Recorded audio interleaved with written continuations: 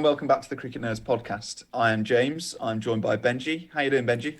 I'm very good, James. I'm excited today. It's my first league game of the season, so I'm looking forward to it. Brilliant. And how you doing, Zach? Yeah, I'm good, thanks. I've also got my first game. Can't wait. Oh, good stuff. So, today we're about the halfway point in the IPL group stages. So, what we're going to do is have a little bit of a recap. We're just going to see where all the teams are, and then just go through like what's interested us, who's impressed us, who hasn't, those sort of things. So, I think first of all we'll look at the points table, and we'll go from bottom.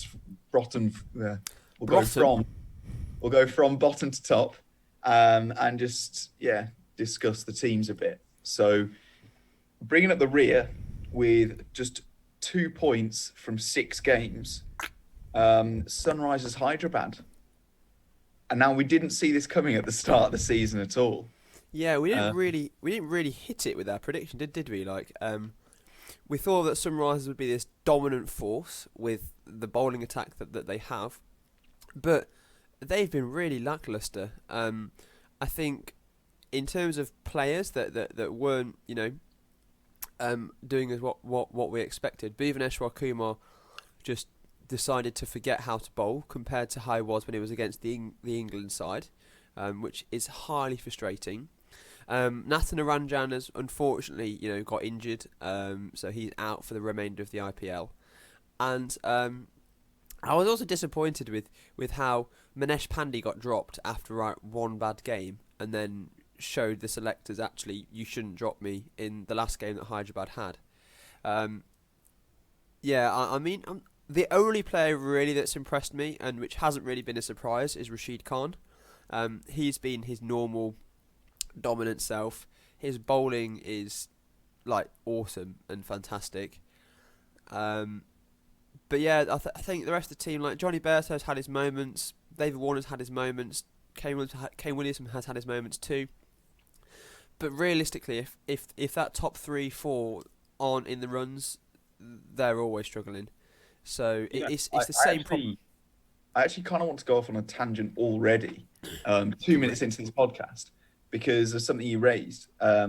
So Manish Pandey got dropped, and David Warner actually said, "Oh, that was a bit harsh that he got dropped." And the selectors dropped him, and that I found bizarre because David Warner is the captain, and was he just not involved in that decision then?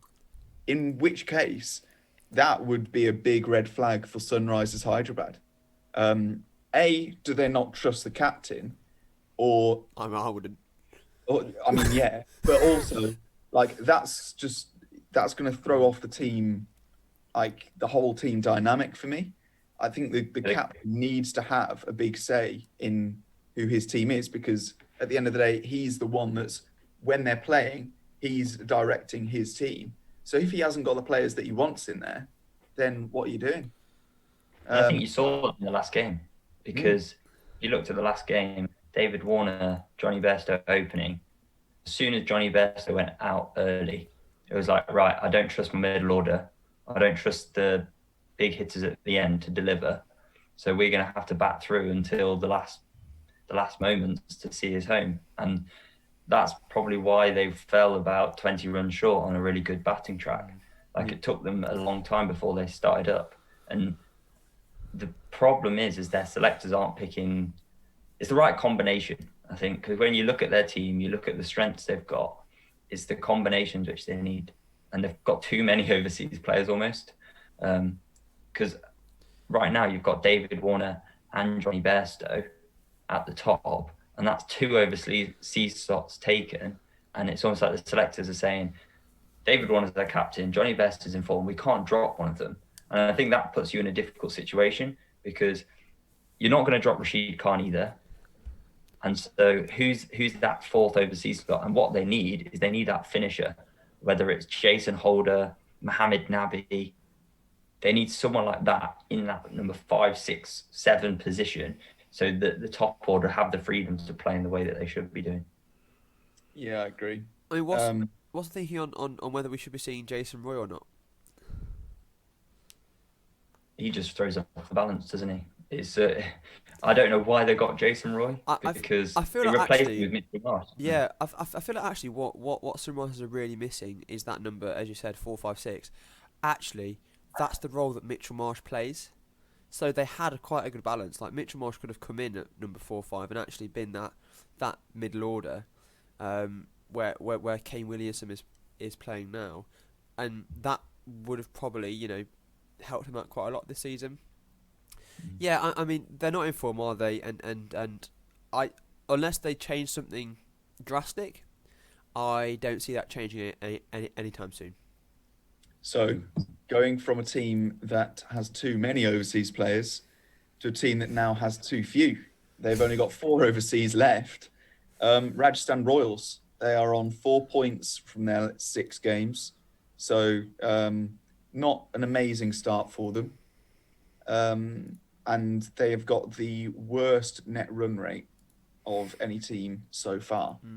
Um, so, Rajasthan, they're a team that they're just tragically missing those overseas players. I think that we knew they'd missed Jofra Archer when we went in, and that's been like clear as day. Fortunately, they've had people like Anadkat, who's actually stepped up a bit.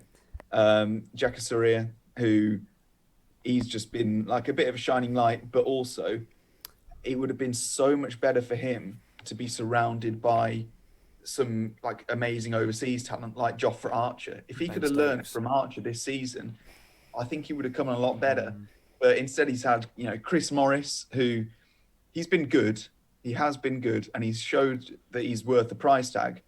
But he's not as good as Archer, and Archer carried Rajasthan on his shoulders, and even Yeah. then he fell over basically. I mean, they're also missing as well. We've said this quite a lot. Ben Stokes, who brings that wealth of cricket knowledge, and also he's just a class presence to have around. Like when you see Ben Stokes, and this is as an England fan, whenever I see Ben Stokes in the lineup, I feel settled because I'm like, if everything goes wrong, I know there's a man in that team who'll step up. Like I think he's established himself as that reliable player.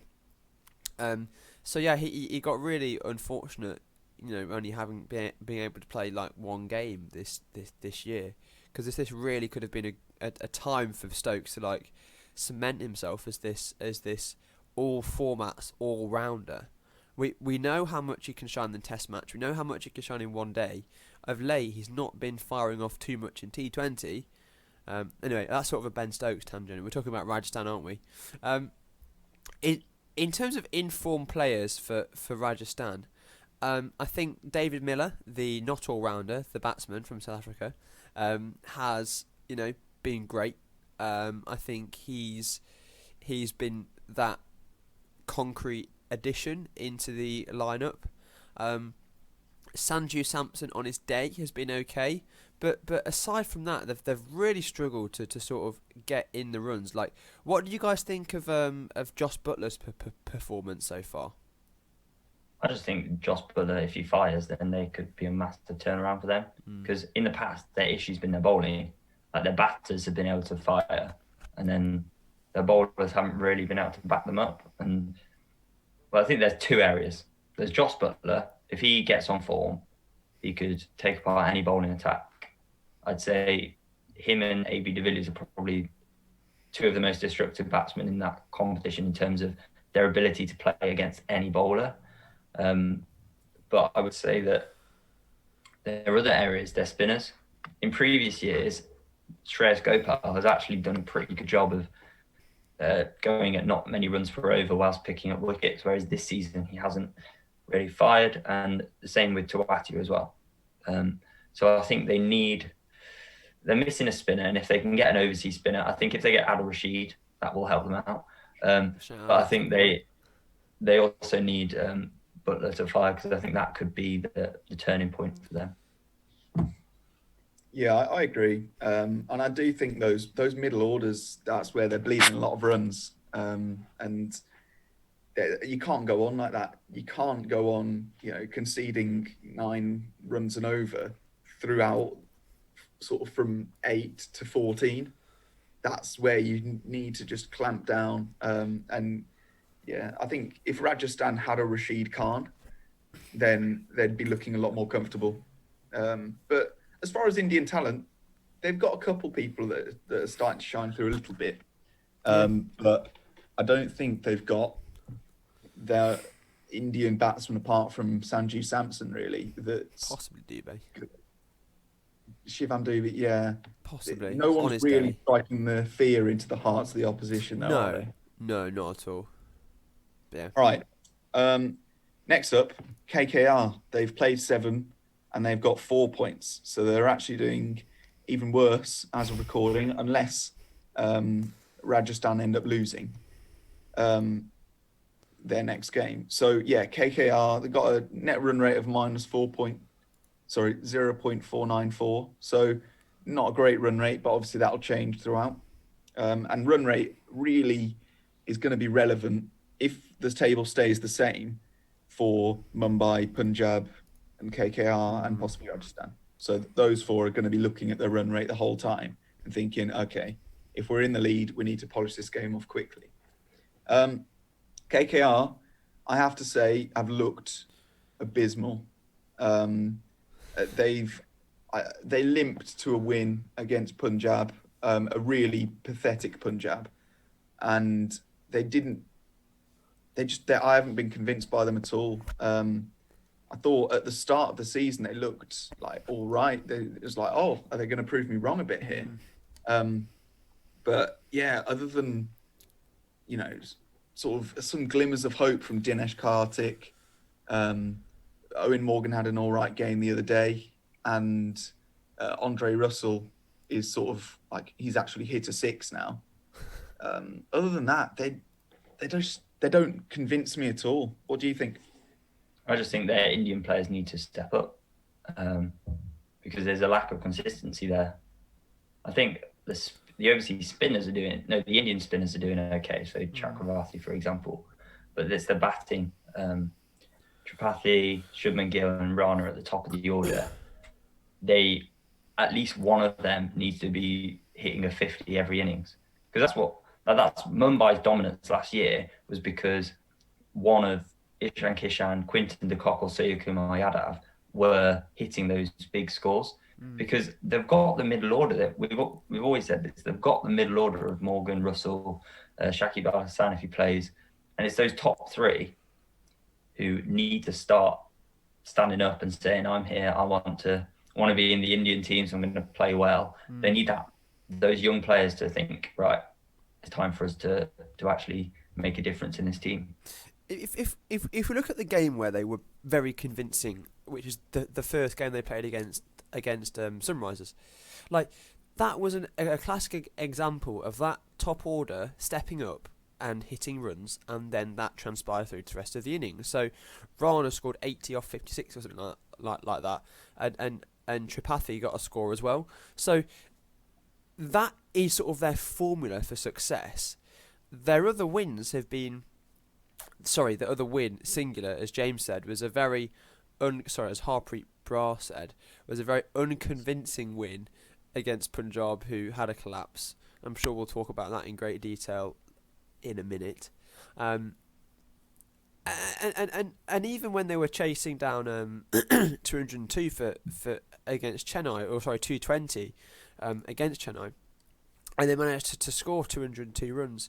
They still, that entire top order didn't score, and it was Karthik, Russell, and Pat Cummins that time scored the runs. So you're so right, Zach, that it's that top 3-4 that really need to stand up and take that responsibility and play properly, really. If they're in the runs, then KKR can, and we know that they can. Like that, they've shown us they've got a class team. Like Pat Cummins, arguably the best bowler in the world in this format. Like they've got glimmers of hope for this competition. I just think they just need to find a bit of form, and they could come back. I like seeing people do well. I don't like people doing awfully, and I'd also like Morgan to sort of take some responsibility too and get a couple of scores. Just one last point on Kolkata. It could be an argument to maybe push Dinesh Karthik up into either an opener or a number 3 to have that experience at the top of the order. Because he's a sort of player who's been around to get used to the conditions. So if the conditions because Shubman Gill and Nitish Rana want to go from ball 1, and if the conditions aren't there for that, then they're going to get out. So I think if they've got that experience at the top, that might help them. Yeah, I think if KKR can have Gill firing, then that makes a complete difference for them. But he hasn't fired at all this tournament. All right, so I'm looking forward to this. On to Punjab Kings. Last game particularly, I was very impressed. Not with the selection at all of the team. I was livid when I first saw the team because we're still not playing David Milan. We're still dragging Nick Pooran. And this is just... he got another duck. The guy's collecting them for fun. And, this is it's not good. He's a player that's extremely out of form. If he was in form, or if there was a chance of being in form within the first 7 games, it's gone now. It was a bit of a diabolical selection, apart from the addition of Harpreet Brar. This man dismantled the Royal Challengers Bangalore single-handedly. He's been in the circuit for a couple of years now. Within the Punjab Kings circles, he is a beloved figure, and he was class. He did exactly what he needed to do at every stage of the game. So with the bat, he came in just after a batting collapse from Punjab, which is pretty regular, and he held his wicket and he hit a couple of sixes, which took the pressure off KL Rahul and allowed Rahul to suddenly just step it up from about 40 off 40 to 91 off 50. So, doing KL Rahul things. And then he took 3 of the biggest wickets in world cricket, Virat Kohli, Glenn Maxwell and AB de Villiers. So he really, he took out the spine of RCB in that game. But obviously, I don't want to just talk about that game. Can I just say, with on that game, so for those of you who don't know, I actually live with James, and the noise that I heard upstairs, I was downstairs working, and the noise that I heard when Harpreet Brar took the wicket of Virat Kohli, and then the next ball took out Glenn Maxwell, it sounded like a wailing banshee. It was just, I thought something had gone wrong upstairs, and then I looked at Crick Info and was like, Punjab have taken some wickets. So yeah, we had a very excited James yesterday. But Punjab, I think, sorry for cutting you off, because I think you were coming on to this point, is that they're a very hot and cold team. They either have a very dominant performance or they absolutely dismantle a team. We saw that against RCB, we've seen that against Mumbai, and we saw that earlier on against, that was sort of a last ball thriller against Rajasthan too. But there have been games where they've dropped and they've not looked good at all. So the game against Chennai, they limped to 106 and it wasn't great. So and they've also picked up losses against Sunrisers and Kolkata, again, who we have been saying are very, very, very out of form. So actually, in that head-to-head, Punjab aren't looking very strong off the first 7 matches. That they've picked up a few good wins and like a very informed RCB, and it just shows what this team can do.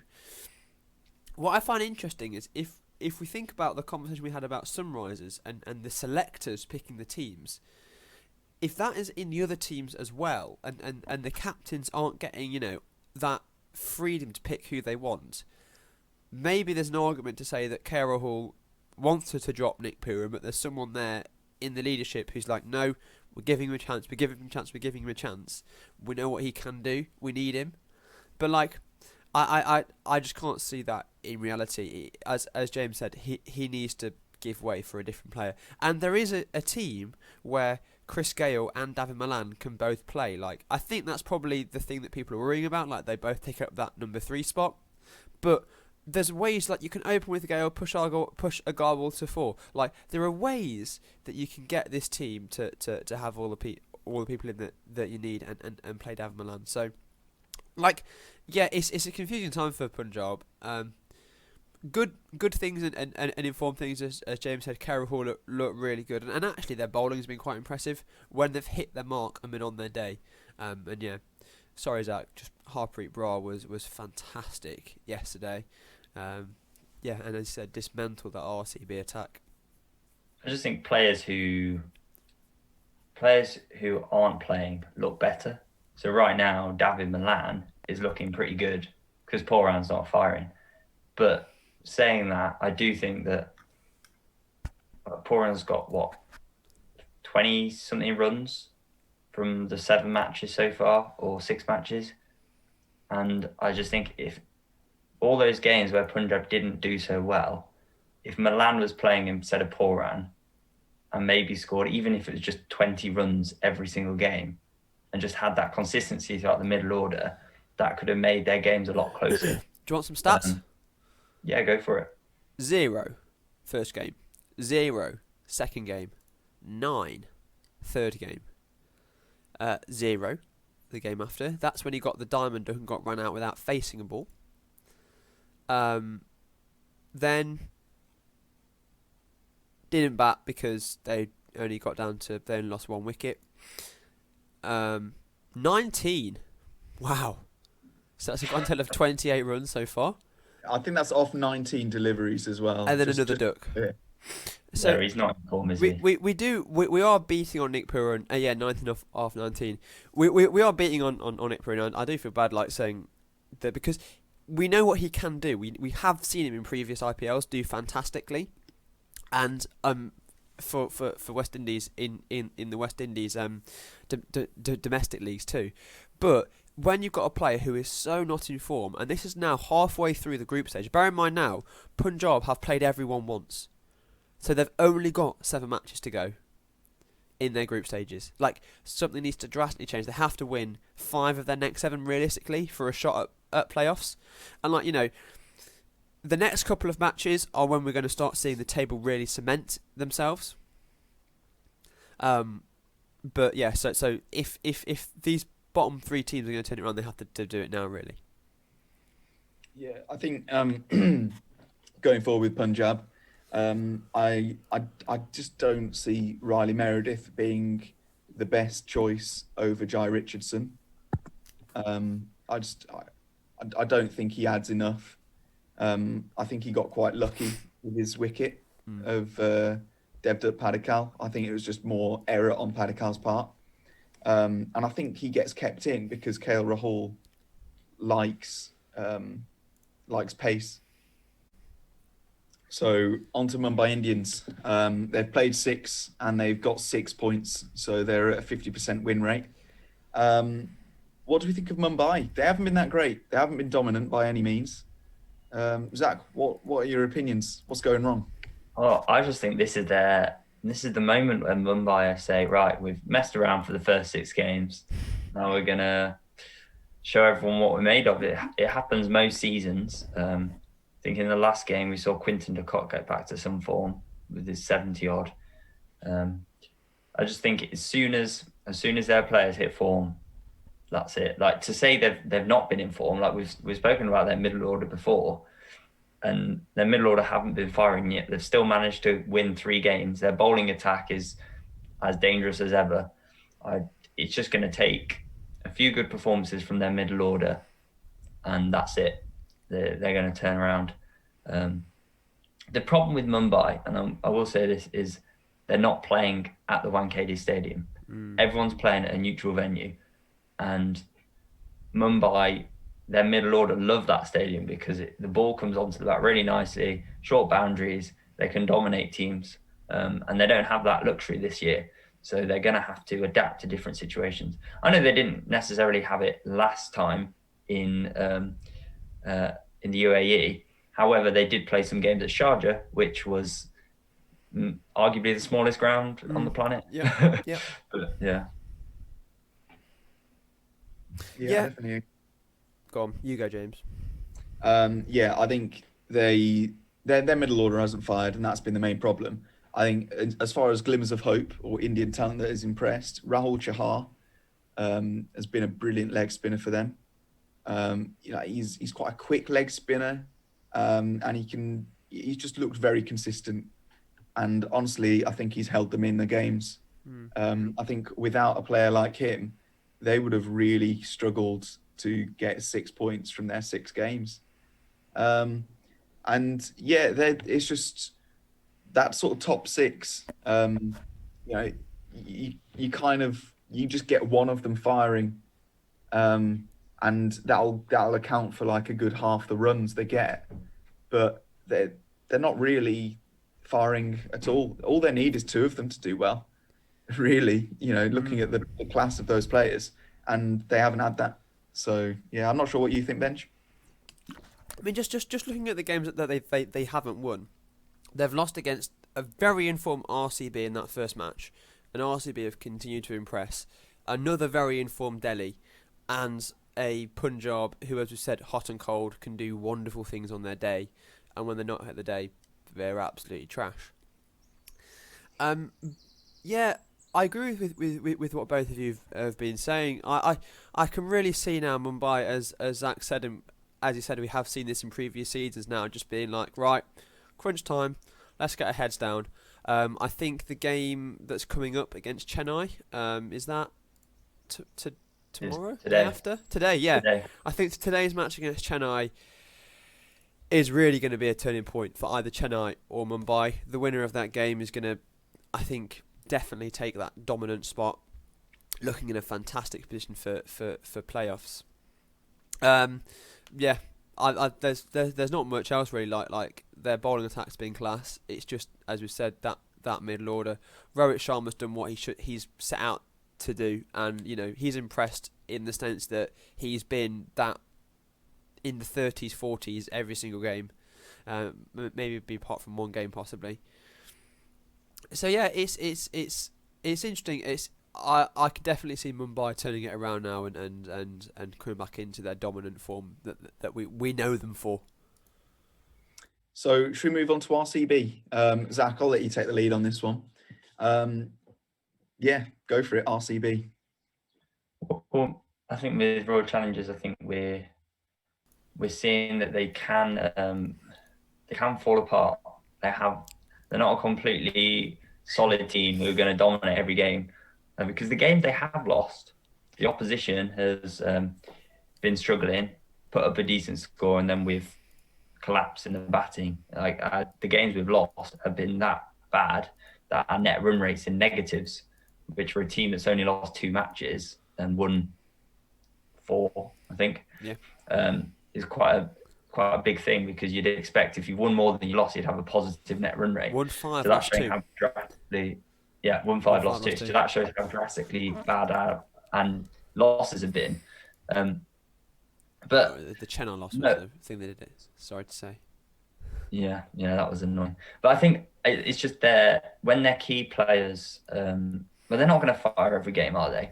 Like Harshal Patel, he's got the purple cap. He's bowled it incredibly well. Last game, he just didn't hit the right areas. But there's consistency there, which we haven't had in previous seasons, and I think that is what's going to keep us together. I think I can see us at the start of the season, we had a really good start, and then we tailed off toward the end. I think this season the improvement is going to be, well, hopefully, that we just keep that consistency going through. We've got some decent bowlers who are playing well, like Siraj, Jamieson, Daniel Sams, Chahal's coming into form, and our batting lineup. Everyone has had a good innings from 1 to 5, and so we just need to keep that form going for the rest of the tournament. I think one of the only shaky things I've seen from Bangalore has been the use of Washington Sundar. I'm not sure they know what they want to do with him. He's batted. He's opened. He's batted at 5. He's been all over the place, and he's bowled a few overs too, but not millions of overs as I would have expected. Yeah, well, So, what they've decided to do with him now is drop him. well, yeah. Which, I think if you're not sure where a guy fits in, that kind of makes sense, and I do get that. And Shabazz Ahmed as a spinner has done just better things for them, and he's been a bit more convincing as a batsman. Yeah, I would agree that there are just a couple of problems, because I think Patidar as well. When Padikkal went out, it was then Kohli and Patidar, and Kohli ended up getting about 34 off 33 deliveries or something like that. And in that time, Patidar looked incredibly unconvincing. He really didn't look comfortable at all. And then he sort of started to hit his stride a little bit. I can't remember what he got. I don't think it was that amazing. Where is it? Oh, he got 31 off 30. Yeah. So, he never really got going. And Patidar's one where we haven't really seen what he can do. I think he's the kind of person that he's going to be impressing the selectors in the nets, but he's yet to really show his class on the field. They were saying in the commentary that they basically just made a mistake, really, in terms of putting Patidar at 3. They didn't read the conditions correctly, because if from the Punjab innings, we saw a lot of fluency from Gale and Rahul, and therefore people then, or Royal Challengers probably thought, oh yeah, it's a good pitch to bat on. And I think what they found is that it was actually quite difficult to bat on, and they almost needed that experience at number 3. And I think they read it wrong, because in a usual situation, if Rajat Patidar had the freedom on a good batting track, then he might have been out for 31, but it might have come off less balls, and he wasn't mistiming everything. Whereas having someone like de Villiers at that number 3 spot probably would have helped things out. And we haven't really seen de Villiers and Kohli batting together this season. That's partly Kohli's fault for not firing as often as he should. But it's also because Kohli's opening and de Villiers is down at 5. And I think that does present an advantage, and it does present a good balance. But then at the same time, part of everyone is thinking, oh, we want to see them batting together. We want to see them firing. Go on. I said it does come down to the fact that your best players, you need them facing the most balls. So you need to bump Maxwell and de Villiers up the order, really, because it's like Josh Butler with England. We'll open with the guy because when he's on his day, he'll win us matches. Yeah. And that's exactly the same with RCB's batsmen. Yeah, for sure. And we haven't really said it too much, but in terms of players who've impressed, I mean, AB de Villiers and Glenn Maxwell have just been fantastic, haven't they? They've just really showed that they are some of the best T20 players in the world. I'm disappointed that my boy Dan Christian's not been included as much as he should have. I think if he was in there more, I reckon the net run rate would be higher. They'd be winning more games. But anyway, we're just saving him for the playoffs. Well, yeah, that's to be fair. That is normally when the big DC comes in and does big things. Speaking of DC, that was a really good, what a really good transition. Delhi Capitals, they're looking quite good actually. Yeah, that's it. See ya. Done. Yeah, Delhi. They're an interesting one, aren't they? I think that on their day they're really good, but again they've just had these moments of just collapse. Like the match against Rajasthan, just was a bit, and then RCB. I mean, that was quite an intense finish last week. I reckon Zach was on the edge of his seat the whole time when they had that one run to get at the end. But yeah, Delhi, they're just... I think as soon as they've dropped Chris Wokes and started playing Steve Smith over and over again, they've really, really, really not looked as dominant as they were. Like, Wokes, Rabada, Avesh Khan was like such a fantastic batting setup. Now... bowling setup, not batting setup. Bowling setup, and Wokes offers that extra bit of batting. I understand why they've got an extra overseas batsman in. That having Smith in coming in at that sort of number 3 4 spot, and then Shimron Hetmeyer sort of in the 5-6 spot to sort of be that finisher. I get it. I understand it. And yeah, they could look good. I think actually one of the weakest points we've seen from Delhi has actually been Rishabh Pant with the bat. And we said this at the start. Is him having the captaincy going to throw him off his game a bit? And there's an argument to say it has a bit. Not sure what you boys think about it. I've got 2 things, Delhi. Firstly, I'd like to see Nortje bowl. I think they're sticking with Rabada, which is fair enough. But last year, him and Rabada together were really good.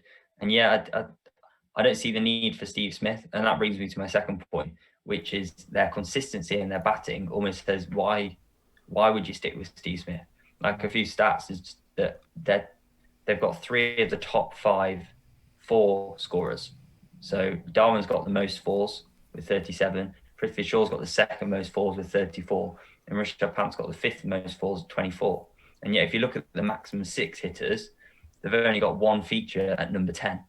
So they're really good at hitting the ball along the floor and finding the gaps. And without getting out, they're not giving their wickets away. And because of that, you almost don't need Steve Smith because he's the sort of player who does that. So if they've already filling that slot with 3 others, why need Steve Smith? Why not rely on your other young Indian players and then bring in and let your bowlers finish the game off and win the tournament for you? My suggestion for Delhi Capitals would also be to drop Smith. And I said it at the start. I don't see why you'd have him in. But I would actually have Rishabh Pant further up the order. I'd have him batting at 3. And I would have Sam Billings come in as the overseas replacement for Not Wokes. Steve Smith. No, I don't think they actually need that extra bowler. I think their bowling's been solid. And I think where they've lacked has been an experienced hitter. They've got Shimron Hetmeyer now, but I think it'd just be really good to see Sam Billings do good things for them. Yeah, that's sort of where I'm at. Shall we move on finally to Chennai Super Kings? Now, there's not a whole lot to say about them. They're looking incredibly good. Just everyone seems to be firing now. Their top 8, 9, 10 are batting really well at the moment. So yeah, they're looking brilliant. Yeah, with Dhoni as their captain, all their players firing, everyone's in form. I think we should call them the Chennai Smug Kings. Just change the name up a little bit. Just sitting at the top of the table. Yeah. What do you think, Ben? Looking very good. Go on, Ben. It's just fantastic. I think they've surpassed every expectation we had at the start of this season. They got slammed after the first game for not changing that system, and I think since then we've showed that actually, if it ain't broke, don't fix it. I think Chennai have really benefited from being at the Wankhede. Actually, they've really got behind that wicket, and they understand it now, and have been able to get there. And I think the key to Chennai's success this year has actually been Dhoni's captaincy. So not necessarily Dhoni with the bat, but just his decisions that he's made. Just a few things, like the game where Moeen Ali got injured, bringing in Imran Tahir, and then to bowl Ali's overs, and then bringing Dwayne Bravo back in for that batting potential. There's just so much that goes into it. Sticking with Gaikwad after 3 games of not playing fantastically, even though we had quite a lot of players that could take that role. But staying with him, and now we've seen Gaikwad, just rise to heights and heights and heights. I really like how much Dhoni, uses Sam Curran. I really rate Sam Curran as a T20 player. And then with the ball, he's just seems to have put the right bowlers against the right batsmen every time. His use of Deepak Chahar and Sadal Thakur has been fantastic. So I think it's really Dhoni has really been that player who's really held that team together. And yeah, it's I just hope now that Chennai can keep up this same form. I mean, the game against Mumbai today is going to really settle it. I feel like if Chennai can get 2 more wins, they've sort of cemented a top 4 spot with 7 wins. But we should never rest on our laurels. It's definitely not a time to get complacent, and people just need to keep on, playing the standard of cricket that Chennai have been playing. But yeah. Yeah, just a quick one. On IPLT20.com, which is where you can find out all your latest IPL news. Not sponsored. Not sponsored at all. I wish. For both of our subscribers. Yeah, they've just put out a little poll, and it says who has the more dependable batting lineup, and it's between Mumbai and Chennai, and 65% of people said Chennai Super Kings. That's a lot. Did we ever think that would happen at the start of this season? Did we ever think people would be saying, "Oh yeah, Chennai have definitely got the more dependable batting lineup"? No, and it just shows how well they've actually done this season. If I can just offer one final thought, and then I'll shut up because I've been talking a lot about Chennai. I think also that batting lineup is an interesting point that you've made, because it has been a case, and I've said this bit before, when one player's not fired off, there's been someone else to take up that slack. So in the first few games when Faf and Gaikwad weren't looking fantastic, Big Moeen was there, putting in a shift and getting those runs. And the game against RCB, like, it was looking, like it was going to be a bit of a dark game, and then Mr. Jadeja just comes and does Jadeja things. So yeah, it's interesting. I think it shows just how much players like Jadeja and Raina were missed last season, and how that really, screwed up Chennai, to be honest. And this sort of mindset shift this year, and some of the decisions that Dhoni has made has really worked. I'm done. Right, well, I think we'll wrap it up there. That was our halfway group stage roundup thing. I'm sure we'll have a better title than that. If you like what you saw, please subscribe and leave a like, and comment below. We like the conversation. Please follow us on all socials. We are at Cricket Nerds Pod, and we'll see you again very soon. Goodbye.